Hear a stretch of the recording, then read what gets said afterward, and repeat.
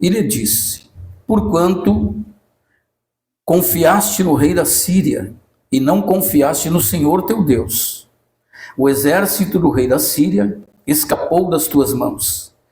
Acaso não eram os etíopes e os líbios grande exército, com muitíssimos carros e cavaleiros? Porém, tendo tu confiado no Senhor, ele os entregou nas tuas mãos? Porquanto o Senhor, seus olhos passeiam por toda a terra, para mostrar-se poderoso para com aqueles cujo coração é totalmente dele. Nisto procedestes loucamente, por isso desde agora haverá guerra contra ti. Porém Asa se indignou contra o profeta e lançou no cárcere, no tronco, porque se enfurecera contra ele por causa disso. Na mesma ocasião, oprimiu Asa alguns do povo. Até aqui, irmãos.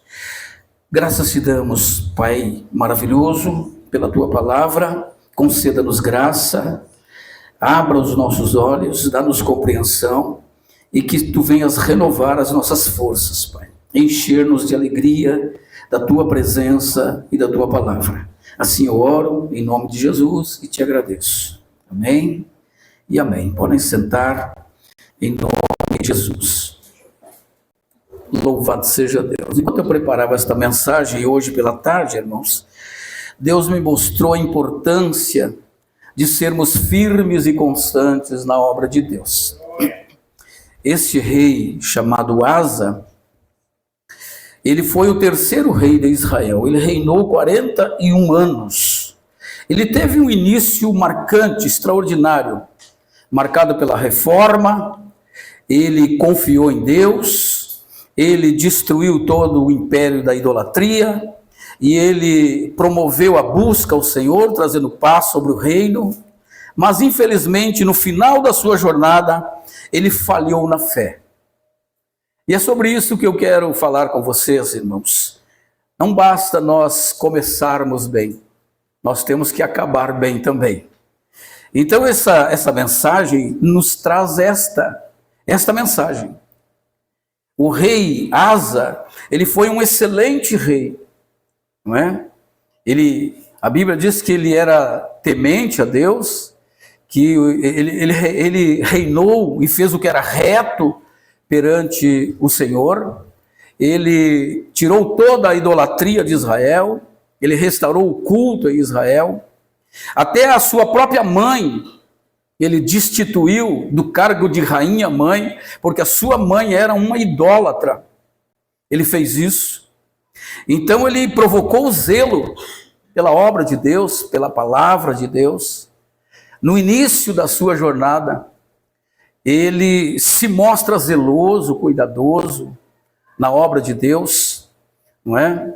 Ele aplica o seu coração, todo o seu coração, toda a sua diligência, seu empenho, para cuidadosamente fazer a obra de Deus. A gente vê aqui um excelente trabalho no início, na conversão deste rei. E eu acredito que este rei se parece muito com a gente, No início da nossa conversão, a gente dá tudo que tem. Não é assim, irmãos? A gente faz o melhor para Deus, a gente é zeloso ao extremo. A gente não quer perder reunião de oração, a gente não quer perder cultos, não é? A gente está sempre ligado, a gente quer mais e mais de Deus, não é? A gente, quando se converte, a primeira coisa que faz é o que o rei fez.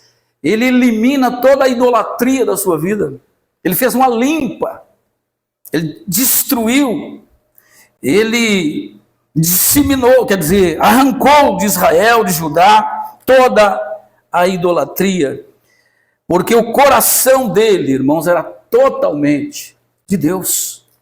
No início, da sua caminhada, a gente vê aqui que não há divisão no seu coração. O coração dele é totalmente de Deus, totalmente.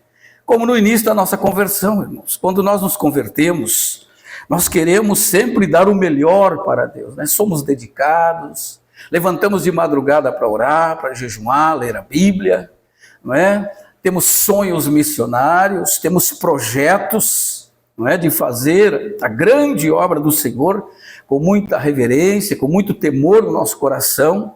Nós temos um temor e um cuidado para não pecar. Nós somos cuidadosos. Por quê? Porque há fervor no nosso coração. É a chama viva do primeiro amor. E esse fogo não pode apagar na nossa vida, meu irmão. Na vida deste rei aqui, a gente vê que apagou.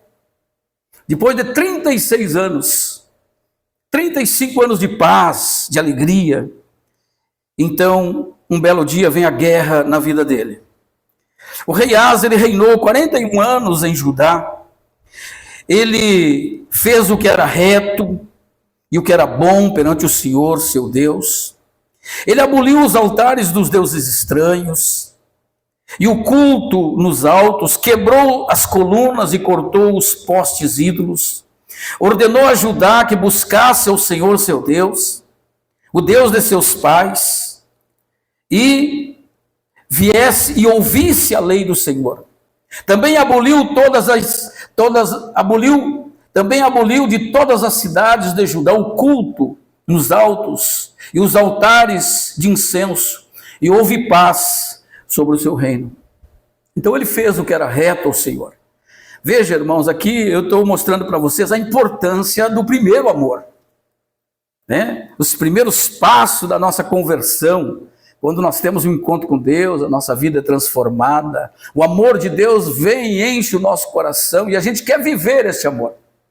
Toda a intensidade desse amor, e a gente quer comunicar esse amor, a gente quer avançar o reino, a gente tem toda essa diligência, esse cuidado, logo no início da nossa conversão. Era exatamente isso que Deus me mostrava hoje à tarde, quando eu estudava.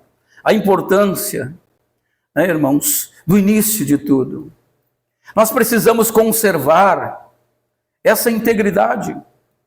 Nós precisamos conservar essa chama viva, esse zelo, esse cuidado pela obra de Deus. Primeira coisa que ele fez, irmãos, foi uma reforma religiosa.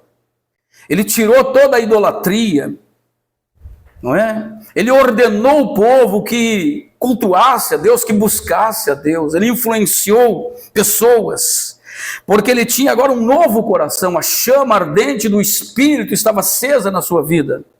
Ele estava vivo para Deus, ele estava cheio da presença de Deus, e a gente vê aqui o brilho da glória de Deus na vida desse homem, e ele teve muitas conquistas. No início da sua caminhada, ele confiou com fé no Senhor. A importância do início da nossa caminhada, irmãos. Por isso que Apocalipse diz que nós temos que voltar à prática das primeiras obras. Voltar ao primeiro amor. Nós precisamos voltar a ser como antes. A dedicarmos o nosso tempo para Deus. Lembra, no início da sua conversão, você orava mais. Você estudava a Bíblia. Você tinha prazer de estar no culto. Você não falhava culto. Culto é coisa que você não falhava. Você tinha desejo no seu coração de ouvir a mensagem, de ouvir Deus falar. Isto é o primeiro amor. Isto é a conversão genuína. A gente não quer estar longe de Deus, a gente quer estar perto de Deus. Porque o amor dele aquece o nosso coração e não tem nada igual. Nada é semelhante ao amor, à paz e à comunhão que temos com Deus. E quanto mais nós nos envolvemos com Deus, quanto mais nós nos achegamos a Deus, mais Ele nos enche, mais Ele nos abençoa e nos fortalece. E Deus me mostrava aqui o início, o começo, brilhante, triunfante na vida desse homem. Quando ele precisava de ajuda, ele clamava ao Senhor, ele buscava ao Senhor. Numa crise que dera no seu reino, está aqui no verso 9, Zerá, o etíope, ele vem e cerca Jerusalém. E no verso 11, a palavra do Senhor diz que ele clama ao Senhor, o seu Deus, e disse: Senhor, além de ti não há quem possa socorrer numa batalha entre o poderoso e o fraco. Ajuda-nos, pois, Senhor, nosso Deus, porque em ti confiamos e no teu nome viemos. contra esta multidão: Senhor, tu és o nosso Deus, não prevaleça contra ti o homem. A Bíblia diz que o Senhor feriu os etíopes, o Senhor deu vitória a ele, porque ele confiou no Senhor, ele buscou o Senhor. Veja que no início da nossa caminhada é assim, irmãos. Qualquer problema que acontece na nossa vida, a gente corre para a oração. A gente vai chorar aos pés do Senhor. A gente sabe que Deus tem a solução, que Deus entra na batalha e que Deus soluciona e converte aquela hora de dor e tristeza em um tempo de paz e alegria na nossa vida. A gente sabe disso por quê? Porque a gente tem uma vida de oração. A gente tem experiência com Deus. Mas depois que vai ficando grande, maduro, vai esfriando, vai se afastando de Deus, acha que a sua inteligência, a sua capacidade, a sua força é o suficiente, e vai se afastando de Deus, não é tão dependente como antes. Entendeu, meus irmãos? Nós nunca podemos nos afastar de Deus. Temos que sempre estar na presença de Deus, buscando ao Senhor todo o tempo. Todo o tempo. Temos que conservar a nossa vida no altar de Deus. Ele falhou na sua fé. Ele confiou, irmãos. O grande problema veio na vida dele depois, no 36º ano do seu reinado. Veja, irmãos, 36 anos depois, ele acaba abrindo uma brecha. Ele faz uma aliança com a Síria. Oi? 39? 36? Não, no capítulo 16, no 36º ano do seu reinado, subiu Asa. E aqui conta toda a história, irmãos. E ele deixa, a partir desse momento aqui, irmãos, quando ele faz uma aliança com o rei da Síria, e ele pede ajuda ao braço humano, ele aparta o seu coração do Senhor, ele deixa de confiar em Deus, para confiar numa aliança militar. Ele faz uma aliança humana, e ele faz uma coisa aqui, irmãos, que ele não deveria fazer. Ele se une, ele pede ajuda ao exército da Síria, ao rei da Síria. No capítulo 16, a partir do verso 2, diz assim: então Asa tomou a prata e o ouro do tesouro da casa do Senhor, e do tesouro da casa do rei enviou servos a Ben-Hadad, rei da Síria, que habitava em Damasco.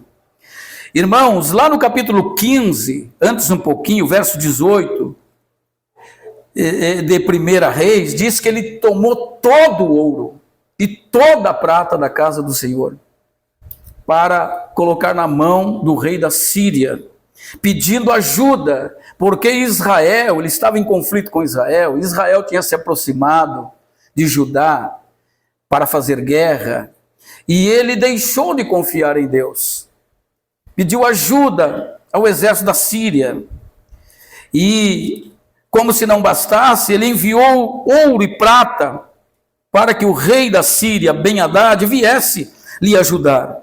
E com isso ele fez uma aliança com o rei da Síria. Claro que isso não agradou aos olhos do Senhor. Por isso nós encontramos aqui Deus enviando o profeta Ananias para repreender a insensatez dele. Porque ele deixou de confiar em Deus para confiar no braço humano, no exército militar. Isso foi gravíssimo aos olhos de Deus. E Deus vem e cobra no verso 7, dizendo: por que confiaste no rei da Síria e não confiaste no Senhor seu Deus? Então o coração dele se apartou de Deus. Depois de 36 anos de confiança, de muitas conquistas, não é, irmãos? Ele se aparta do Senhor, ele deixa de confiar em Deus para confiar numa aliança militar, para se unir a um exército, e ainda pega do ouro do próprio templo, o ouro e a prata que era sagrada, e envia os seus inimigos, porque a Síria era o inimigo número 1 de Israel. E isso desgostou aos olhos do Senhor. O Senhor ficou desgostoso, ele deixou de confiar em Deus. Isso não parece, irmãos, claramente a vida de alguns irmãos que a gente conhece por aí?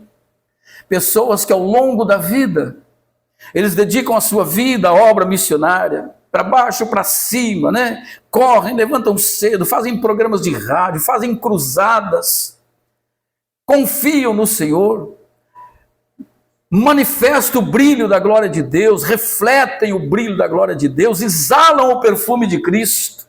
De repente você ouve dizer, o irmão está desviado, o irmão não está mais na igreja, simplesmente deixou de confiar em Deus, simplesmente trocou o Senhor, fez aliança com o mundo, sendo que não é preciso.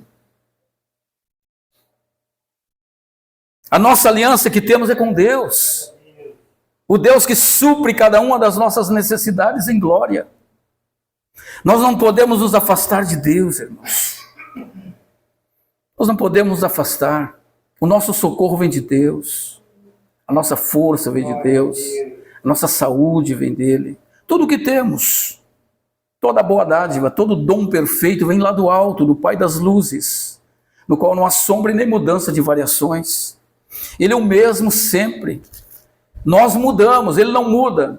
Infelizmente nós mudamos. E muitos têm deixado o Senhor, meus irmãos, formando aliança com o mundo, não é? Deixando a dependência de Deus para viver a sua autodependência. Eu já não sou mais criança, eu sou um homem maduro, eu não preciso depender de Deus, eu tenho que fazer alguma coisa. E aí começa a se afastar de Deus, começa a colocar para dentro dele coisas que vão contaminar e sujar a sua mente, sua fé, e começam a esfriar e se afastar de Deus.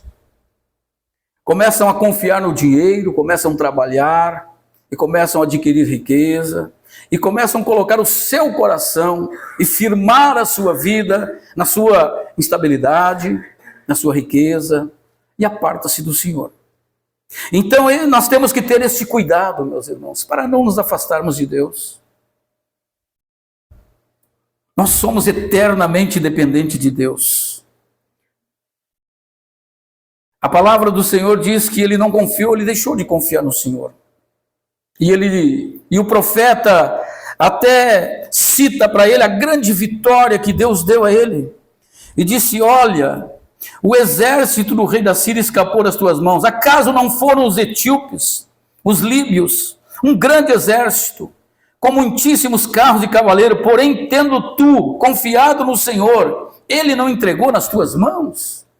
Ele está citando aqui, irmãos, o 14, a partir do verso 9, quando os etíopes vieram numa grande multidão. Sabe de quanto era o exército desses etíopes? Era 1 milhão de homens e 300 carros.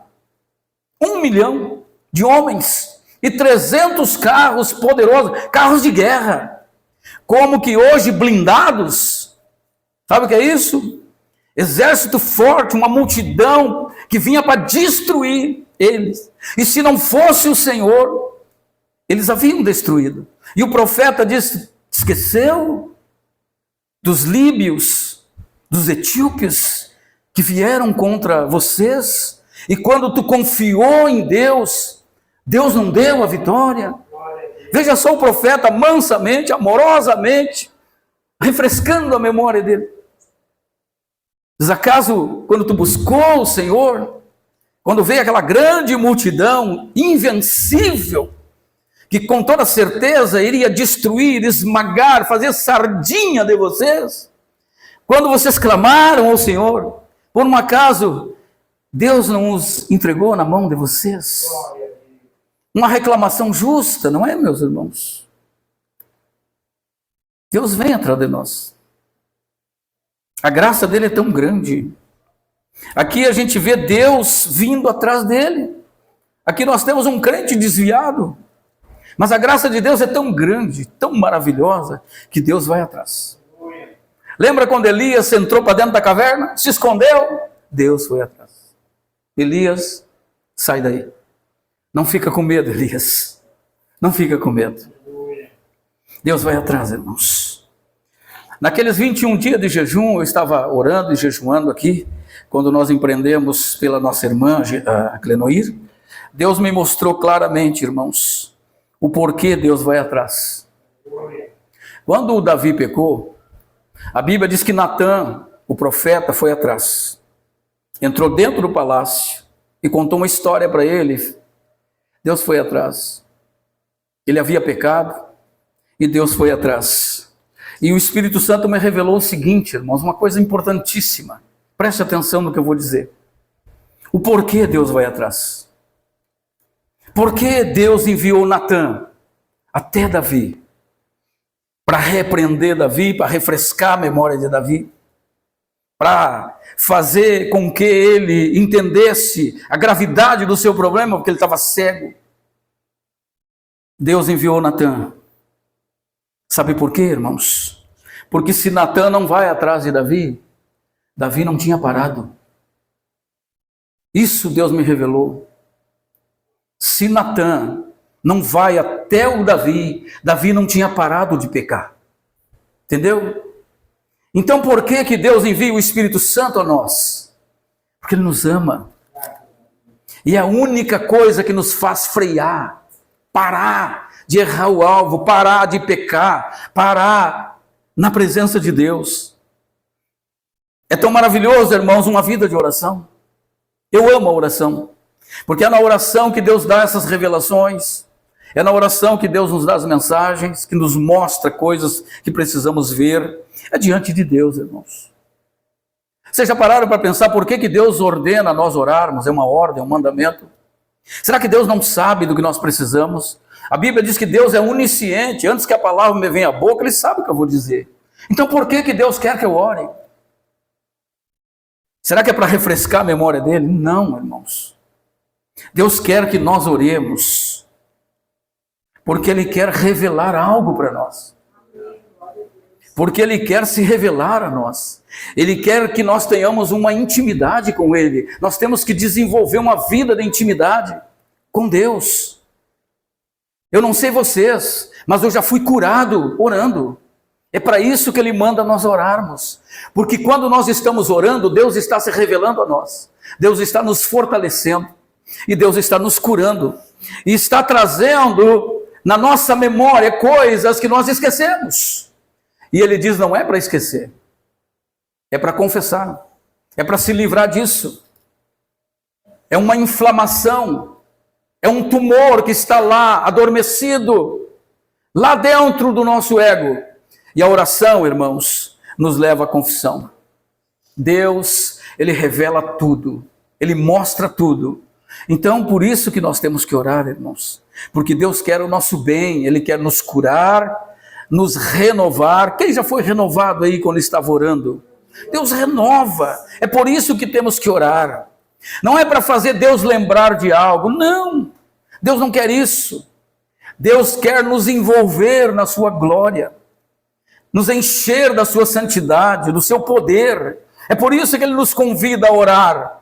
Porque orar é se aproximar de Deus. É se encher de Deus. É se encher de vida, saúde, poder. Então Deus nos chama à oração. E esse rei aqui, meus irmãos, o que acontece é isso, no início, né? Foi um início promissor, maravilhoso. Iniciou muito bem.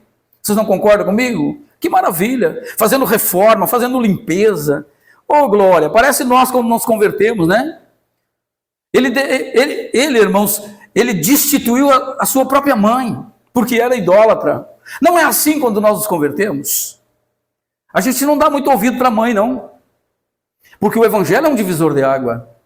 Quando Deus revela para nós a verdade, que é a palavra dele, a vontade dele, o plano amoroso dele, de salvação, de redenção, ele abre os nossos olhos e nós entendemos, irmãos. Nós vemos que as demais pessoas naturais não têm esse conhecimento, inclusive a nossa mãe. Entendeu? Então, em muitas das vezes, nós não vamos concordar com a nossa mãe. Por quê? Porque ela é natural. Ela não nasceu de novo, não é uma pessoa espiritual. Agora ela precisa da nossa ajuda. do nosso conselho, da nossa oração, do nosso abraço, do nosso carinho, da nossa atenção. Agora quem precisa dela, quem precisa é ela e não nós. Então ele tira do cargo de rainha, porque a mãe dele era uma idólatra. Está ali no capítulo 15, verso 16. O rei Asa depôs também Maaca, sua mãe, da dignidade de rainha-mãe, porque ela havia feito a Zerá uma abominação, imagem. Asa destruiu a imagem que fez pó, queimou no vale de Cedron. Veja só, irmãos, ele destruiu a idolatria. Zerá era um ídolo, uma imagem de escultura. A mãe dele era idólatra, e ele destruiu a idolatria. Tá? E é isso que acontece na vida da pessoa quando se converte. A primeira coisa, ele quer se livrar de tudo que é pagão, tudo que é imundo, tudo que é sujo. Não é assim, irmãos? Se a gente carrega uma correntinha no pescoço, né, antes de se converter, logo já vem a dúvida, a gente começa a olhar para aquela correntinha, mas eu vou perguntar para o pastor se eu posso usar isso aqui. Não é assim, né, irmãos? E a gente vai e pergunta para o pastor: pastor, eu tenho um crucifixo, posso usar? Eu carrego a Santa Catarina, posso carregar a Santa Catarina? Então a pessoa que se converte, irmãos, os olhos dela, os olhos espirituais são abertos. E ela quer fazer a coisa certa.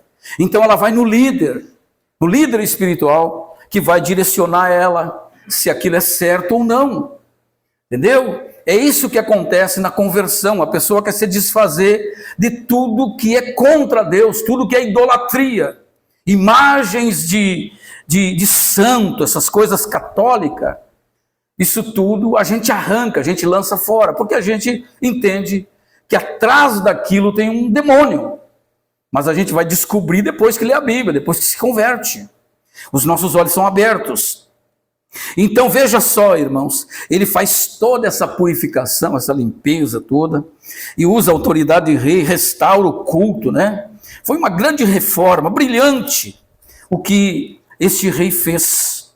Mas no finalzinho da sua caminhada, ele começou bem, mas no finalzinho da sua caminhada, ele acaba se distanciando, deixando de confiar em Deus, e o profeta vai lá na casa dele e fala a ele, meus irmãos, lembrando das suas conquistas, da grande mão forte e poderosa de Deus, lhe dando livramento contra os etíopes. Mesmo assim, irmãos, ele está embrutecido. A gente vê que esse rei está com o coração embrutecido, endurecido pelo pecado.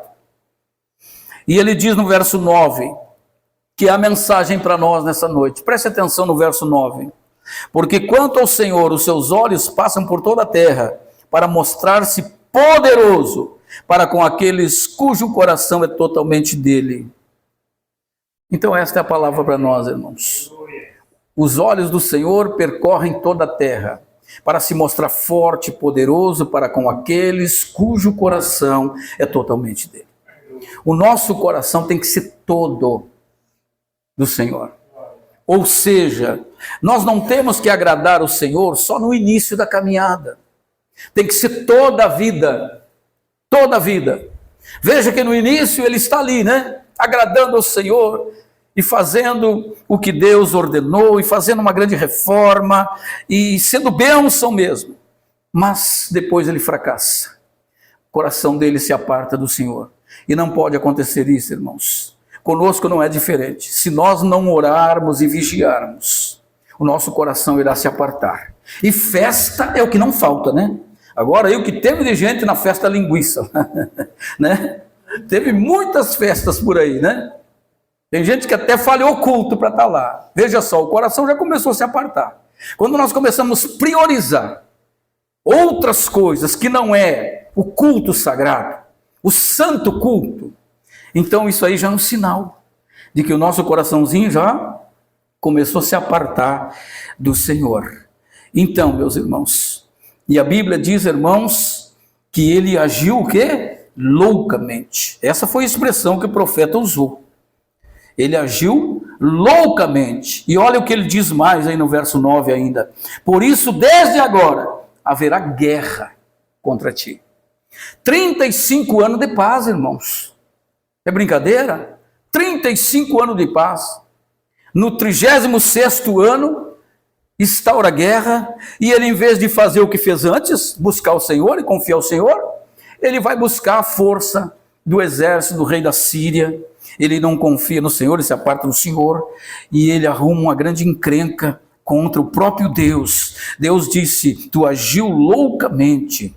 Então é loucura se afastar de Deus, irmãos. É loucura, é atrair maldição para a sua vida. Deus disse agora: a partir de agora, haverá guerra na tua casa, contra ti. Ou seja, eu estou tirando a proteção, porque tu não quer a minha proteção? Eu estou tirando.